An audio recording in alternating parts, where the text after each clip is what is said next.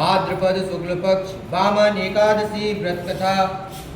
धर्मराज युधिष्ठिर कहने लगे, हे जनार्दन, भाद्रपद शुक्ल एकादशी का क्या नाम है? इसकी विधि और महत्व क्या है? इस एकादशी के करने से कौन सा फल मिलता है? कृपा करके सब विस्तार पूर्वक कहो। तब श्री कृष्ण जी बोले, हे राजन, अब मैं पुण्य, स्वर्ग और मोक्ष को देने वाली तथा सब पापों को नष्ट करने वाली भाद्रपद शुक्ल पक्ष की वामन नाम की एकादशी की कथा कहता हूँ। इसको जयंती एकादशी भी कहते हैं। इसका व्रत करने से वाजपेय यज्ञ का फल प्राप्त होता है। इस एकादशी की कथा सुनने से नीच पापियों का भी उद्धार हो जाता है। जो मनुष्य इस एकादशी के दिन मेरी वामन रूप की पूजा करता है, उसे तीनों लोकों में पूजन करने का पुण्य फल मिलता है। जो कमल नयन भगवान का कमल से पूजन करते हैं, वह अवश्य भगवान के समीप जाते हैं। सभी को इस एकादशी का व्रत अवश्य करना चाहिए।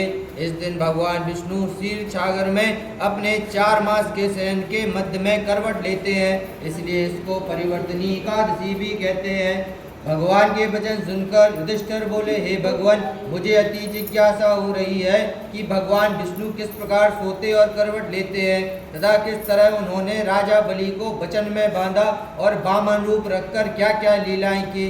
श्री कृष्ण जी बोले, हे राजन, अब आप सब पापों को नष्ट करने वाली इस कथा को श्रवण करें। त्रेता युग में बलि नामक एक दैत्य था। वह अत्यंत दानी था। वह वेद सूक्तों से भगवान विष्णु का पूजन किया करता था तथा नित्य ही ब्राह्मणों का पूजन एवं यज्ञ भी करता था।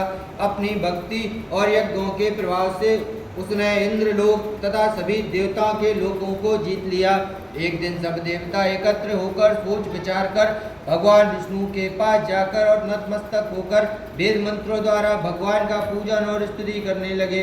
तब भगवान ने वामन रूप धारण करके 5वां अवतार लिया और फिर अत्यंत तेजस्वी रूप से राजा बलि को जीत लिया। इतनी वार्ता सुनकर राजा युधिष्ठिर बोले, हे जनार्दन, भगवान विष्णु ने वामन रूप धारण करके उस महाबली दैत्य को किस प्रकार जीता? श्री कृष्ण जी बोले, हे राजन, वामन ब्रह्मचारी बालक के रूप में भगवान विष्णु ने महादानी राजा बलि से 3 पग भूमि की याचना की। राजा बलि ने इसको तुच्छ सी याचना समझकर 3 पग भूमि का संकल्प दे दिया।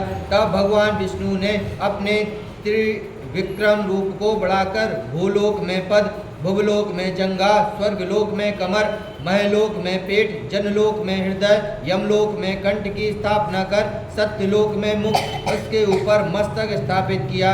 इसे देखकर सूर्य, चंद्रमा आदि सब इंद्रादिक देवता वेद सूक्तों द्वारा स्तुति करने लगे। तत्पश्चात राजा बलि से वामन भगवान ने हाथ पकड़ कर कहा, हे राजन, एक पग से पृथ्वी, दूसरे से स्वर्गलोक पूर्ण हो गए। अब तीसरा पग कहाँ पर रखूं? तब बलि ने अपना सिर झुका लिया और भगवान ने अपना पैर उसके मस्तक पर रख दिया, जिससे भक्त बलि पाताल को चला गया। फिर उसकी विनती और नम्रता को देखकर भगवान विष्णु ने कहा, हे बलि, मैं सदैव तुम्हारे निकट ही रहूंगा। बलि के कहने पर भाद्रपद शुक्ला परिवर्तनी एकादशी के दिन बलि के आश्रम पर भगवान विष्णु का एक स्वरूप स्थापित हुआ और दूसरा क्षीर सागर में शेषनाग के शैया पर शयन करता है। हे राजन, इस एकादशी को भगवान शयन करते हुए करवट लेते हैं, इसलिए तीनों लोकों के स्वामी भगवान विष्णु का उस दिन पूजन करना चाहिए। तांबा, चांदी, चावल और दही का दान करना उचित होता है। रात्रि को जागरण अवश्य करना चाहिए। जो विधि पूर्वक इस एकादशी का व्रत करते हैं, वे सब पापों से मुक्त होकर स्वर्ग में जाते हैं। जो मनुष्य इस पापनाशक कथा को पढ़ते या सुनते हैं, उनको अवश्य में यज्ञ का फल प्राप्त होता है।